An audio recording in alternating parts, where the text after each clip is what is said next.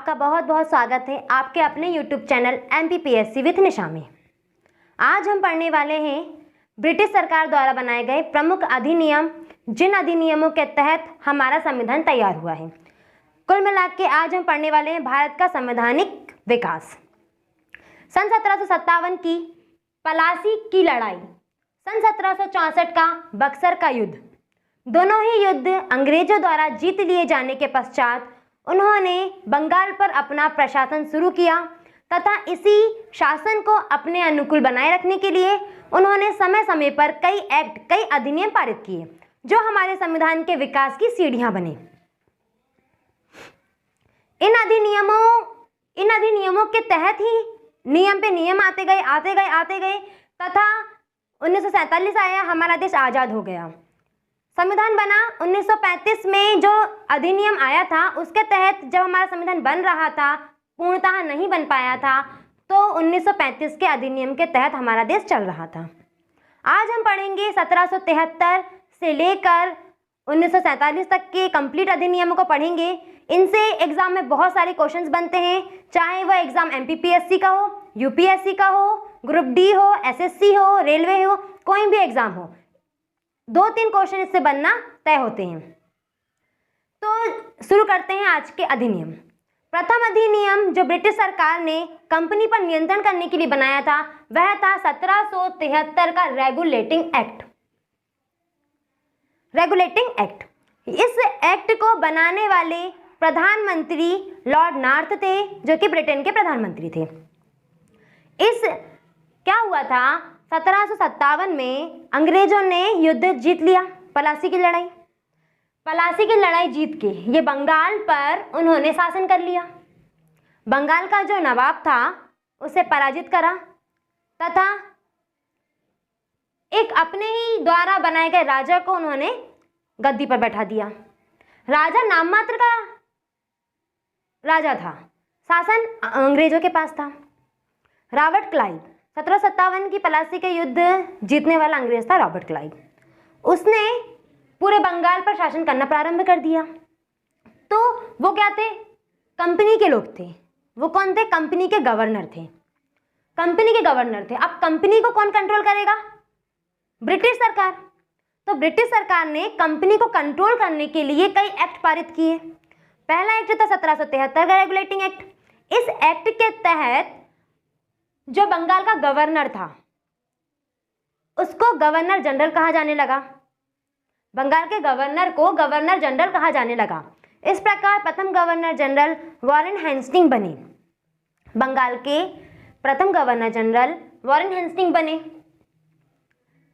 इसी एक्ट के तहत कलकत्ता में एक सुप्रीम कोर्ट की स्थापना की गई, जिसके प्रथम न्यायाधीश एलिजा थे तथा 3 अन्य न्यायाधीश थे।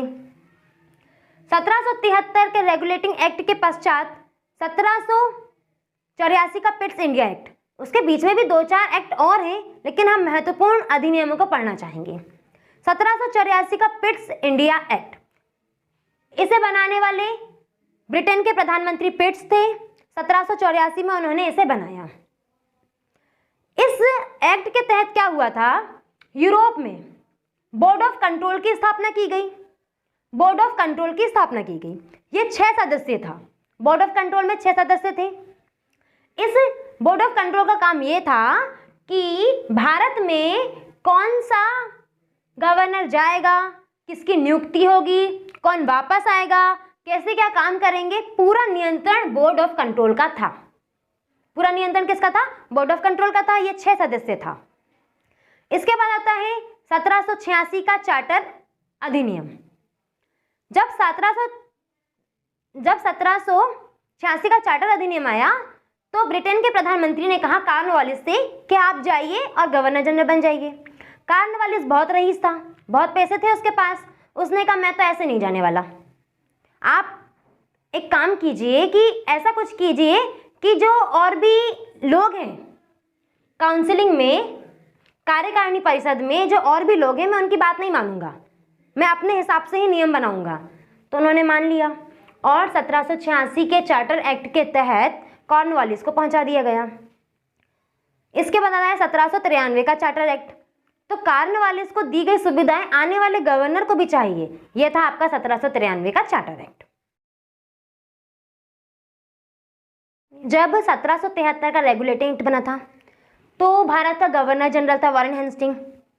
तो गवर्नर जनरल तो चलाएगा ही शासन, लेकिन उसकी सहायता के लिए और भी लोग चाहिए। तो कलकत्ता में एक कार्यकारिणी परिषद का गठन किया गया था। कार्यकारिणी परिषद, एक काउंसिलिंग समिति का गठन किया गया था, जिसमें 1+4 जो एक 1 था वो था आपका गवर्नर जनरल और 4 अन्य सदस्य थे। तो 1773 के रेगुलेटिंग एक्ट में 4 सदस्य थे वो इस प्रकार थे। पहले थे फ्रांसीसी, सेकंड थे बेबरिंग, थर्ड थे वॉरलॉग और फोर्थ थे मॉन्सन। इन 4 सदस्य थे। और जब 1784 का पिट्स इंडिया एक्ट आया, 1784 का जो पिट्स इंडिया एक्ट था उस समय मॉन्सन की मृत्यु हो चुकी थी। तो कार्यकारिणी परिषद में 1+3 हो गए थे, 1+3 हो गए थे। फिर आया आपका पिट्स इंडिया एक्ट के बाद 1786 का चार्टर एक्ट, देन 1793 का चार्टर एक्ट, फिर आया 1813 का चार्टर एक्ट। इस अधिनियम के तहत कंपनी को व्यापार करने का एकाधिकार समाप्त कर दिया गया। क्या होता था कि ब्रिटेन से जो अधिकार प्राप्त था वो कंपनी को था कि जाइए आप व्यापार कीजिए। तो 1813 के चार्टर एक्ट के तहत ब्रिटिश सरकार ने कंपनी का जो एकाधिकार व्यापार पर था उसे समाप्त कर दिया, केवल चाय के व्यापार को छोड़कर। चाय में वह एकाधिकारी प्राप्त रखते थे, परंतु और भी व्यापार थे उनमें उसका एकाधिकार समाप्त हो गया था। अब कोई भी ब्रिटेन का व्यक्ति भारत आ सकता था और व्यवसाय कर सकता था। 1813 के चार्टर एक्ट में एक महत्वपूर्ण बात यह भी थी कि इस समय 1 लाख रुपए खर्च किए गए शिक्षा पर। 1813 के चार्टर एक्ट में यह अधिनियम में आया कि 1 लाख रुपए प्रतिवर्ष खर्च करना है अंग्रेजी शिक्षा पर। अब अंग्रेजी शिक्षा पर इतने खर्च क्यों कर रहे हैं वो? ताकि भारतीयों को मानसिक रूप से गुलाम बनाया जा सके। जब वो अंग्रेजी शिक्षा सीखेंगे तो अंग्रेज बनेंगे, धीरे धीरे एक प्रकार से अंग्रेजी बनेंगे। और क्या, अंग्रेजी शिक्षा सीख कर तो मानसिक रूप से गुलाम करने के लिए प्रतिवर्ष 1 लाख रुपए खर्च करने का प्रावधान किया गया। उसी समय ईसाई धर्म के प्रचार प्रसारों को पहुंचाया गया कि ईसाई धर्म का प्रचार प्रसार भारत में हुआ तो लोग बाग ईसाई बनना भी शुरू हो गए, अंग्रेजी शिक्षा शुरू हो गई। धीरे धीरे करके भारत का शोषण मानसिक रूप से होने लगा। अब जो बच्चे अंग्रेजी सीख रहे हैं, अंग्रेजी सीखने के लिए इंग्लैंड जा रहे हैं, वहाँ से सीख कर आएंगे और जो हिंदी बोल रहा है उसे नीचा समझेंगे कि हिंदी बोलने वाला व्यक्ति नीचा है और अंग्रेजी बोलने वाला इंसान ऊपर है। जो कंपनी ब्रिटेन की थी, जो कंपनी भारत में थी, ब्रिटिश कंपनी, उसमें काम करने के लिए भी कुछ प्रशिक्षण की आवश्यकता थी। उसमें यदि आपको काम करना है तो आपको कुछ प्रशिक्षण लेने होंगे और प्रशिक्षण लेने के लिए जाना पड़ेगा ब्रिटेन। जब वो ब्रिटेन जाते थे, प्रशिक्षण लेते थे, अंग्रेजी सीखते थे, तो एक प्रकार से मानसिक रूप से गुलाम हो जाते थे अंग्रेजों के। जैसा अंग्रेज कहेंगे बिल्कुल सही है, अंग्रेज बिल्कुल सही है। वो भारतीय चीज़ों को, हिंदू चीज़ों को समझने के लिए एबल नहीं थे। वो धीरे धीरे मानसिक रूप से गुलाम होते जा रहे थे। फिर आया 1833 का चार्टर एक्ट। 1833 का चार्टर एक्ट। जब 1813 में 1 लाख रुपए खर्च किए उन्होंने शिक्षा पर, तो इसका प्रभाव देखा कि बहुत सारे लोग मानसिक रूप से गुलाम हो रहे हैं, बहुत सारे लोग अंग्रेजों को बिल्कुल सही समझ रहे हैं। तो उन्होंने 1833 के चार्टर एक्ट में 10 लाख रुपए प्रतिवर्ष खर्च करने का प्रावधान ला दिया।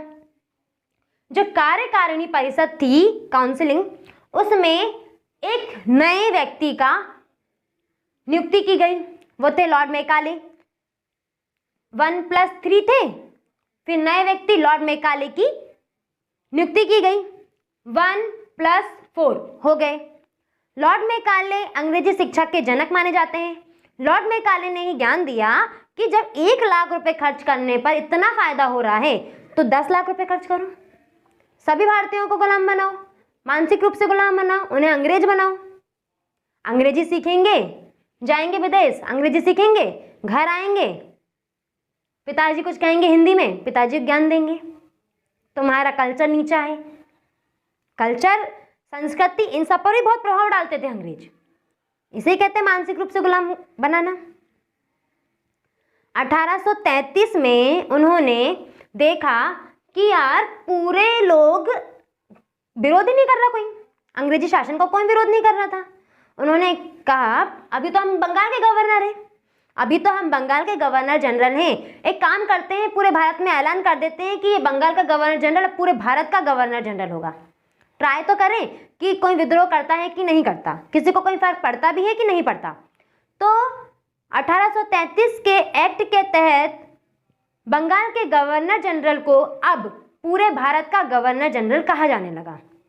इस प्रकार भारत के प्रथम गवर्नर जनरल बने Lord William Bentinck.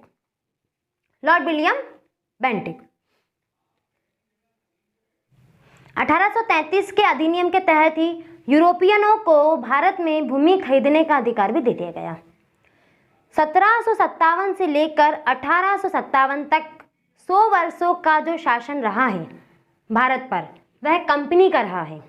British east India company का शासन रहा है।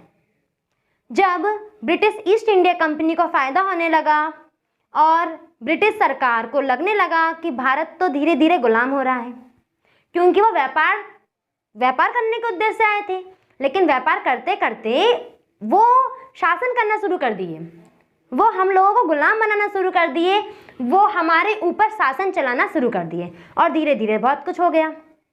जब ब्रिटिश सरकार को लगा कि नहीं यार फायदा तो हो रहा है, तो तब आया 1853 का चार्टर एक्ट। इस अधिनियम के तहत ब्रिटिश सरकार ने यह घोषणा कर दी कि ब्रिटिश ईस्ट इंडिया कंपनी शासन को सही तरीके से नहीं चला रही है, अब किसी भी समय इनके हाथों में से शासन हम ले लेंगे, इनके हाथों में से शासन हम ले लेंगे। और कलकत्ता में एक केंद्रीय विधान परिषद की स्थापना कर दी। कलकत्ता केंद्रीय विधान परिषद 1 + 4 + 6, 1 गवर्नर जनरल, 4 उसके सदस्य सहायक, 6 अन्य सदस्य। अब केंद्रीय विधान परिषद मिलकर शासन चलाएगी। फिर आया 1858 का अधिनियम 1858 का भारत सरकार अधिनियम।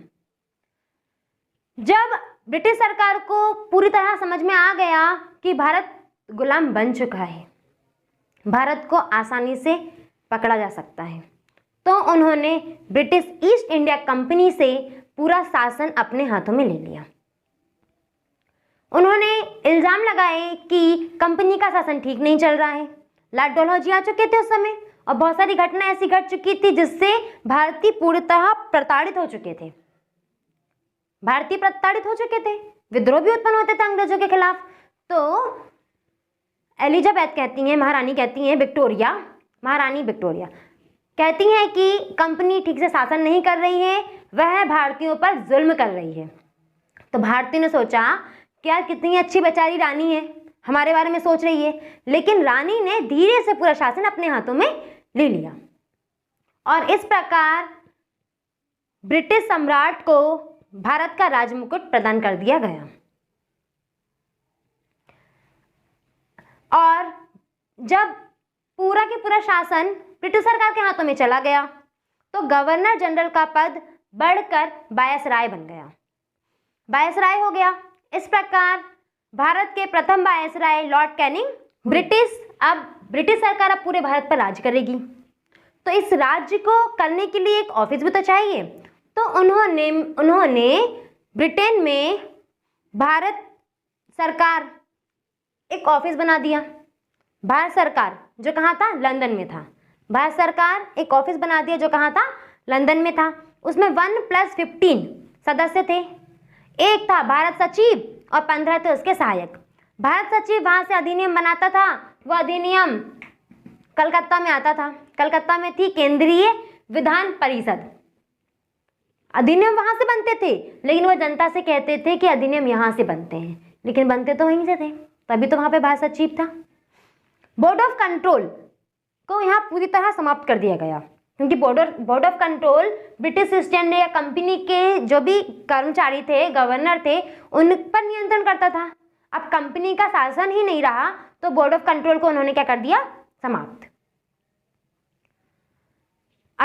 1757 से लेकर 1857 तक पूरा 100 वर्षों का शासन कंपनी का रहा और 1858 में जो शासन ब्रिटिश ईस्ट इंडिया कंपनी चला रही थी वो ब्रिटिश सरकार ने अपने हाथों में ले लिया। अब हमारे देश पर कौन शासन करेगा, ब्रिटिश सरकार, लंदन की सरकार। इसके बाद और भी जो अधिनियम आए, 1861 का अधिनियम हो या 1909 का अधिनियम हो, 1919 का, 1935 का, 1947 का भारत स्वतंत्रता अधिनियम, ये जो बचे हुए अधिनियम हैं उन्हें हम सेकंड वीडियो में पढ़ेंगे। आज के लिए इतना ही। यदि आपको मेरा वीडियो पसंद आया हो तो लाइक कीजिए, सब्सक्राइब कीजिए और कमेंट कीजिए। Thank you so much.